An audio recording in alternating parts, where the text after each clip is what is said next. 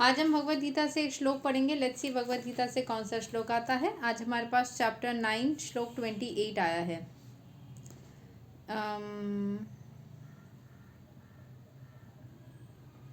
27 वाला श्लोक I think हमने पढ़ा था पहले। 27 पढ़ना पड़ेगा, नहीं तो 28 समझ में नहीं आएगा।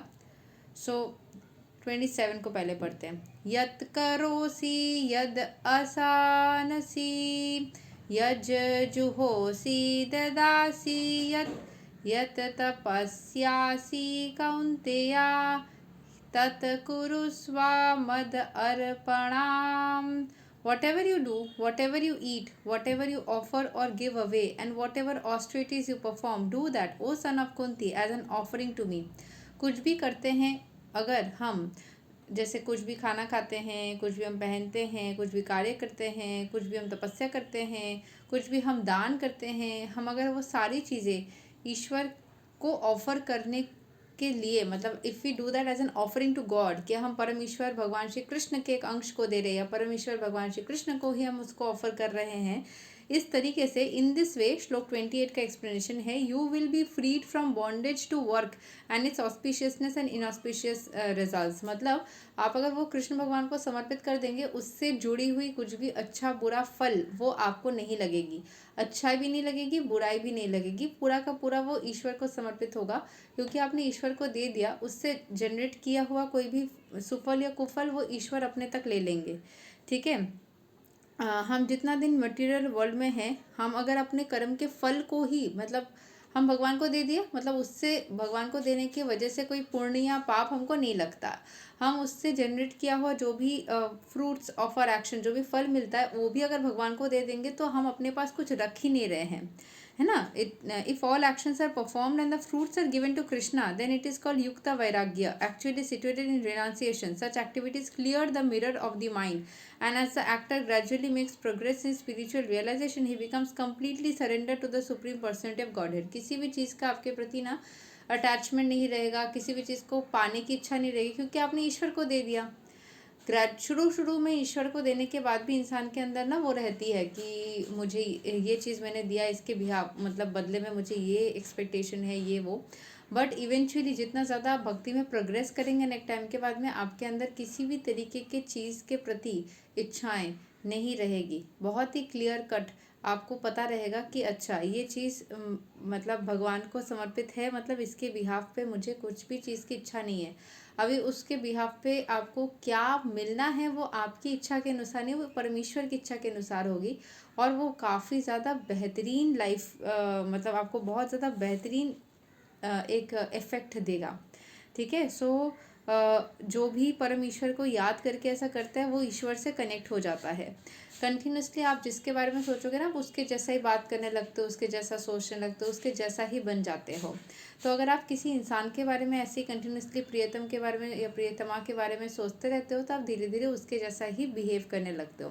ऐसे अगर आप पूरा टाइम परमेश्वर को, परम भगवान को याद करते हुए ऐसा ही कार्य करेंगे, तो पूरे टाइम ही आप उनको बार बार सोचते हुए उनके जैसे ही धीरे धीरे बनते चले जाओगे और उनमें एक हो जाओगे। उनमें समा जाना मतलब ऐसा नहीं होता है कि आपकी एग्जिस्टेंस ही मिट गई। उनमें समा जाना मतलब आप अगर हो भी ना अलग से, तो आप नहीं हो, आप वो हो, आप ईश्वर हो। आपको देख के, जैसे एक लड़की का मुझे एग्जाम्पल देती हूँ, वो बहुत ज़्यादा नाम जाप करती थी। ठीक है।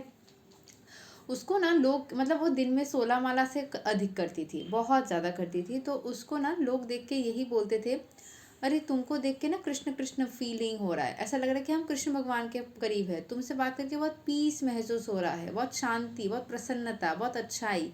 ये क्यों हो रहा है? क्योंकि वो कृष्ण का नाम ले लेके उस वाइब्रेशन को इतना ज़्यादा अपने अंदर भर चुकी है, बढ़ा चुकी है। जैसे नेगेटिविटी एंड टॉक्सिसिटी लोगों को लगती है ना, वैसे ही पॉजिटिविटी एंड अच्छाई भी लोगों को लगती है। वो परमेश्वर के स्वरूप को याद कर करके, उनका नाम ले लेके, उनको याद रख रख के इतना ज़्यादा उनकी वाइब्रेशन को अपने अंदर भर चुकी है कि लोगों को उसको देखते हुए परमेश्वर की स्मरण हो रही है या उनकी अनुभूति हो रही है। अभी अगर एक लड़की, मान लो रिया, वो अगर हर टाइम परम भगवान की नाम लिए जा रही है कंटिन्यूसली, सुबह से रात तक कंटिन्यूसली अगर परम भगवान का नाम ले रही, तो रिया रिया नहीं रही। अभी रिया परम भगवान के स्वरूप को अपने अंदर महसूस करते हुए बिल्कुल वही बन चुकी है। तो ऐसे हमारे अंदर ट्रांसफॉर्मेशन होता है जब हम पूरी तरीके से ऐसे ही परम ईश्वर को याद करते हैं। ग्रेजुअली हम उनमें समा जाते हैं, वही बन जाते हैं और हमारी अस्तित्व मिट करके हम परम भगवान के अस्तित्व को लेकर चलते रहते हैं। ठीक है। सो जो भी जिसके अंदर कोई इंटरेस्ट नहीं है, ठीक है, anyone who has no interest but to dedicate his life to the service of lord is actually a सन्यासी।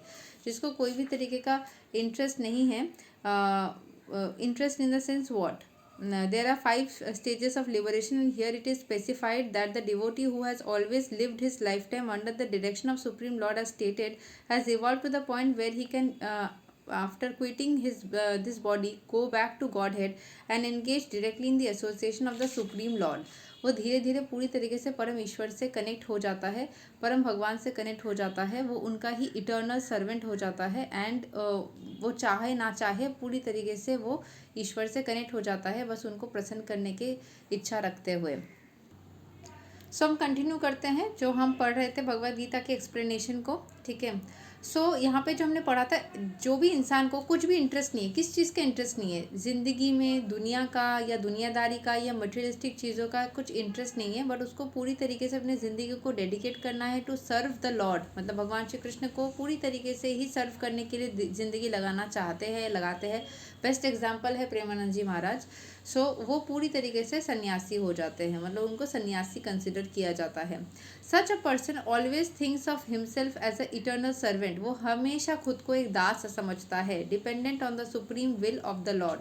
वो यही सोचता है कि जो भी हो रहा है उसके जीवन में सिर्फ और सिर्फ परम भगवान की इच्छा से ही हो रहा है।